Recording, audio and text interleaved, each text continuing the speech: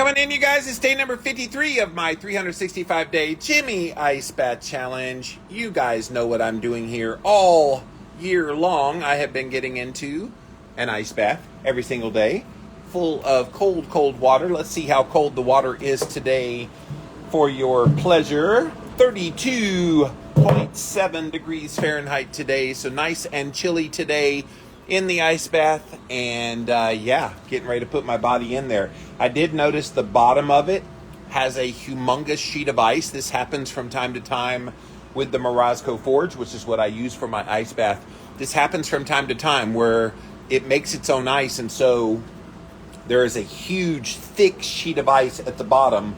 And of course, lately, you guys have been seeing how thick these sheets are.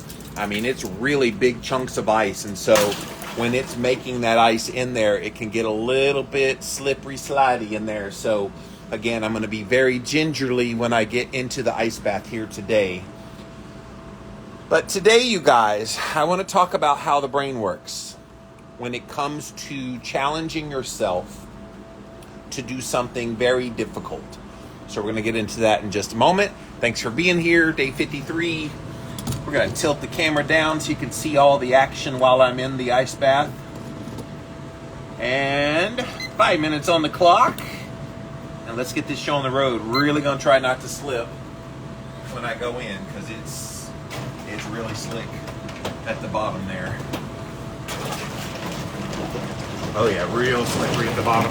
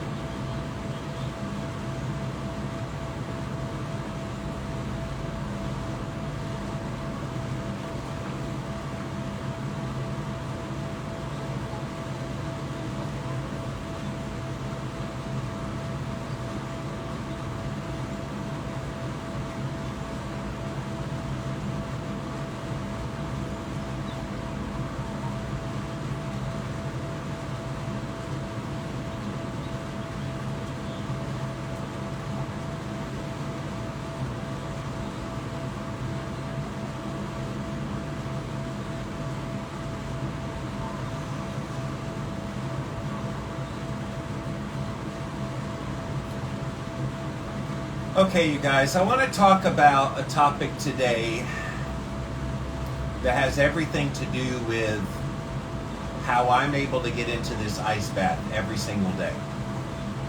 Because a lot of people are like, Jimmy, that's pretty badass what you do. How do you convince yourself to get in that ice bath every single day? And I got to tell you, there's some days it's challenging, more challenging than others. But it comes down to training your brain to resist the default of what your brain wants to do. So think about how your brain operates. Your brain operates in such a way that it wants to take the easiest path with any given situation. So whatever the situation you're in, your brain's going to try to find, all right, what is the clearest, easiest, least resistant path to doing that thing, okay? So whenever you think that way, and all of our brains default to that, When do you push yourself? When are you doing hard things? And the real answer to that question is you're never doing hard things. You're never allowing yourself to be pushed. And so part of pushing yourself to do an ice bath is to break that paradigm, to shake things up, so to speak, and not allow your brain to default to just doing the easy things. And the way that I see it is, this is something most people would never even attempt to try. And so if I'm able to accomplish and do something that nobody else is even willing to try to do, there's a certain mental edge that gives you, that you're doing hard things and you're willing to put in the effort to do those hard things. And then it lets you do other hard things, as we've talked about in other of these updates. But that's something you have to work on actively. All right, we're coming to the end here. Time for me to go below the water.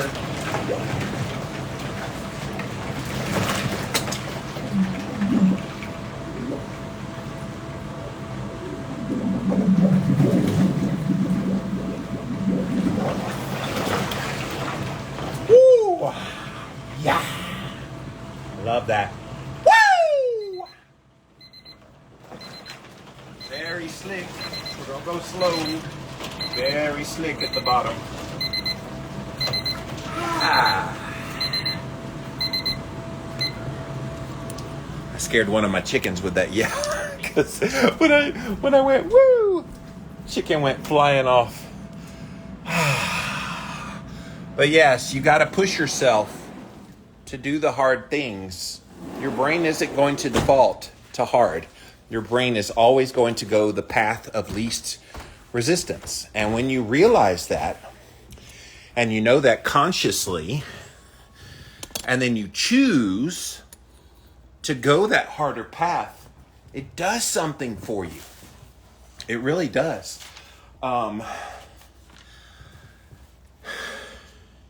I don't think enough people let themselves go there, where they choose the path that's harder. We all want the easy path.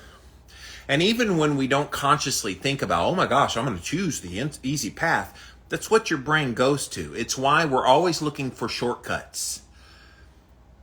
Think about in school. You always looked for the shortcut on the test. Think about any job you've ever been in. You've always looked for, how can I make this job the least amount of effort that I have to put in? A lot of people do that. And so we are hardwired to go to that straight line, easy path. And what an ice bath does is it pushes you the other direction. It pushes you to really overcome that default to easy, as Einar Dane just said. Because the default to easy is what everybody does. And I don't know about you, I don't want to be like everybody. I want to be unique. I want to be somebody who stands out, somebody who puts in the effort, and you get the reward for that. And there are rewards when you push yourself to do the hard things, when you rewire your brain to not always want to take the easy path. Now, that doesn't mean purposely make your life hard. I do know people like that, by the way, that everything that they do is literally the hardest way you could do it. And when I mean hard, I don't mean challenging themselves hard. It just, they make it more difficult than it needs to be. That's not what I'm talking about. An ice bath, yes, it's hard, but it's a means to an end. In the end, that hard pays off with something on the backside. Those people who just live their lives doing things the hard way, they're not getting anything on the backside. It's just hard out of their own making. That's not what I'm referring to. Make it hard in the appropriate way. All right, let's see who else here. Expand your view. Linda, Marlon, Mary, Homeschool Online, Kelly, Courtney, Anina, Donnell, Emma. Thank you guys all for being here. Leslie, Lona. Should you turn on your overhead fans for the wind chill effect? Yeah, no thank you. I do have overhead fans, but I'm not turning them on. I mean, it's warmer today than it has been, but maybe in the summer when it's really hot, maybe I'll turn those on to get a little wind chill effect. No, trust me, I'm getting plenty of wind chill being in the chilled water. The chilled water is plenty chill, I promise you. Marnie and Brittany and Key, Jared. Key says it looks cold. Key, it is cold. It's 32 degrees Fahrenheit.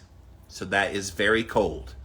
And here I am right at about 3 or 4 minutes out the bath. My hands are already getting back to normal. So I'm noticing, you guys, those of you that follow every day, I'm noticing the numbness in my hands is going away quicker now than it was when I first started. When I first started, the hands were all prickly and numb, and they would stay numb for probably like 8 to 10 minutes.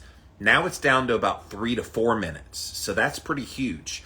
Toes are just now starting to get unnumb as well.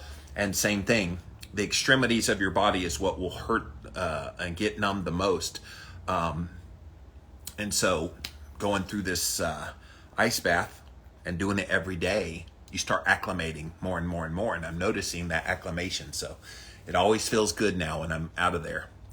Miss Hockey's here. Jennifer, Simon, Kitty Caddick, C.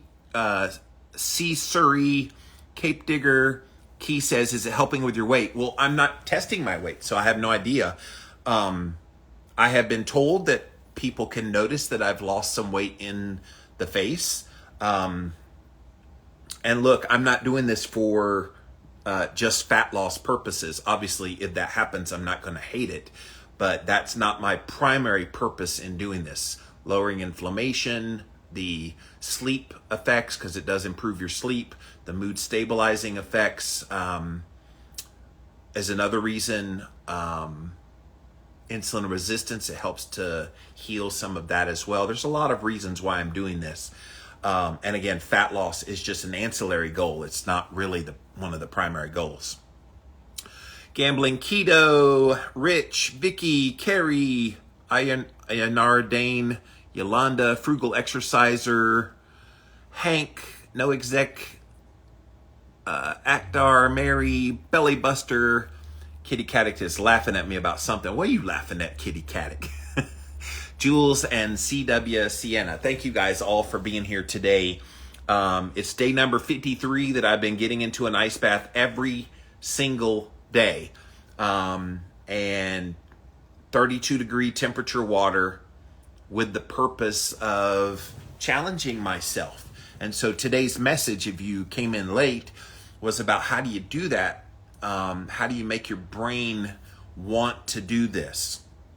And the way you do it is you have to convince your brain not to default to the easy. Because it's so easy to just go right to what your brain defaults to. And your default is always going to go to that easiest path. And I know it's so strange for people to always kind of go down the path of just the default of, okay, well, let me the path of least resistance. And again, I don't think you need to put up unnecessary resistance. But if you do resistance with a purpose, then it can pay off. And that's what I see these ice baths as. Kitty Caddick says she's laughing about the fan over my head. Yes. Yeah, we're not turning on no fan in the wintertime. No. Too much, as you said. Yes, way too much. It's plenty cold outside. And it's plenty cold in there. Here's the funny thing.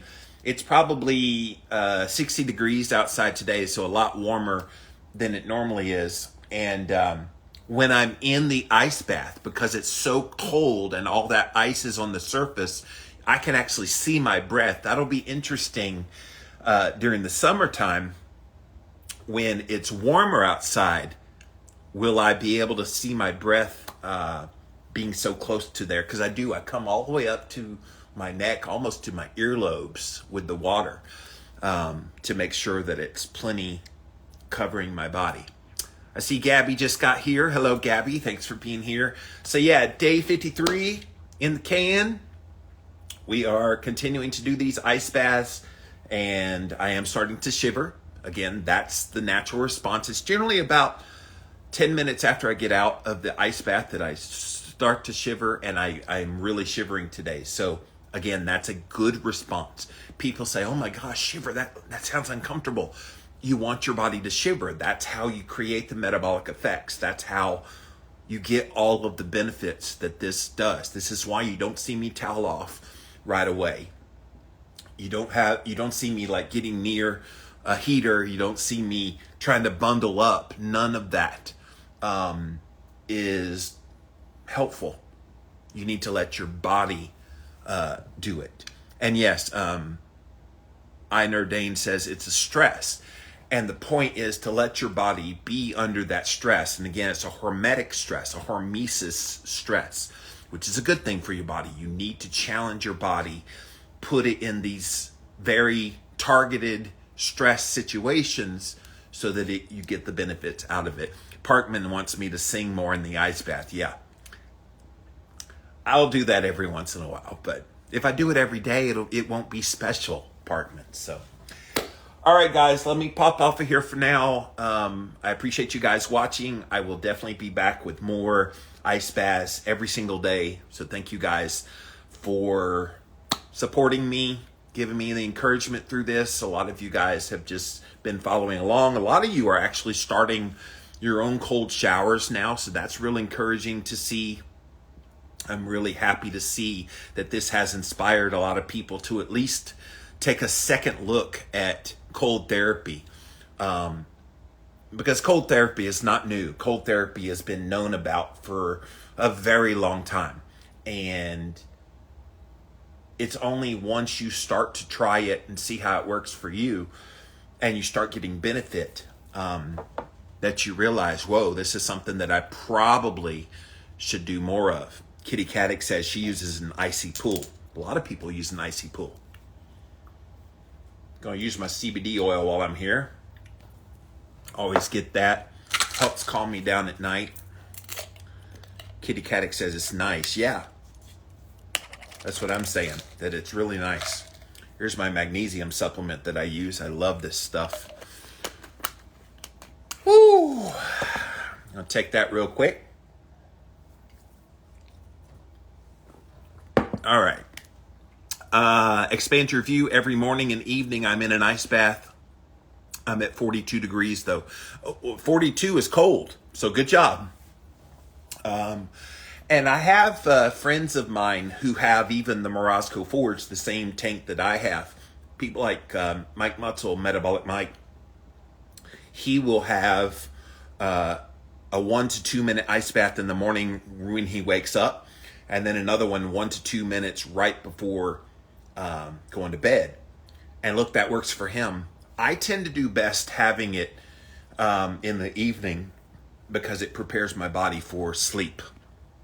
So that's why I do the evening one. And the 5 minutes, I enjoy the 5 minutes. If I was only in there a minute or two, I would feel like I'm robbing myself, that I'm not getting the full effect. But that tells you how bio-individual all of this is. That one person's perfect is another person's too much. And so tinker and test with it. Belly Buster says, I do heat in the summer and love it. I want to try the showers. It's much harder for me. Well, it's harder for you because you need it more than most people. The guy that works for me, I don't know if he's still watching, but Hank, he's the one that pulls my videos for me. Hank said the same thing. He's like, I can't do cold. I'm like, the people that say they can't do cold are the exact people who need cold and need to get acclimated, because the reason you can't do cold is you've not allowed your body that chance to acclimate and to get used to it. And there's so many physical effects that come from that, positive physical effects, that if you allow yourself to get acclimated, you'll be surprised. This is why I say push yourself to do things that are hard. So if you're not a fan of cold, push yourself to do cold. If you're not a fan, and I'm not, of heat, I don't do well in heat, but I force myself to get into the infrared sauna to adapt to it.